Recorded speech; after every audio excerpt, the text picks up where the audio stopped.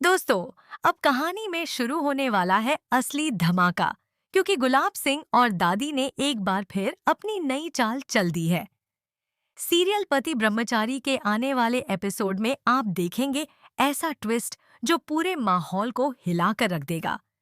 कहानी की शुरुआत होती है घर से वॉशिंग मशीन चोरी होने की घटना से। घर के सभी लोग भांग वाली भजिया खाने के बाद पूरी तरह नशे में धुत हैं। हर कोई हंसी मजाक और मस्ती में डूबा हुआ है। तभी सूरज का दोस्त वहां आता है और उसे झकझोर कर जगाता है।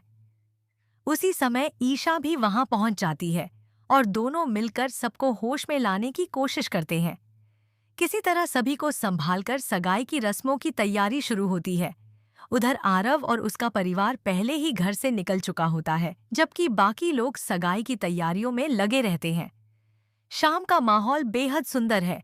लाइटों की जगमगाहट, फूलों की सजावट, मेहमानों की चहल पहल और काव्या के चेहरे पर खुशी की चमक। सब कुछ एकदम परफेक्ट लग रहा होता है, लेकिन तभी दादी की एंट्री होती है और माहौल एक पल में बदल जाता है। जब शगुन की रस्म शुरू होती है, तो अचानक शगुन के पैसे गायब मिलते हैं। पूरा परिवार स्तब्ध रह जाता है। दादी को जैसे ही मौका मिलता है, वह सबके सामने सरला जी और अरविंद जी की बेइज्जती शुरू कर देती है। वह ताना मारते हुए कहती है कि गरीब लोग अमीर घरों में रिश्ते जोड़ने की सोच भी कैसे सकते हैं। यह सुनकर सबका सिर झुक जाता है, लेकिन ईशा अब और चुप नहीं रहती।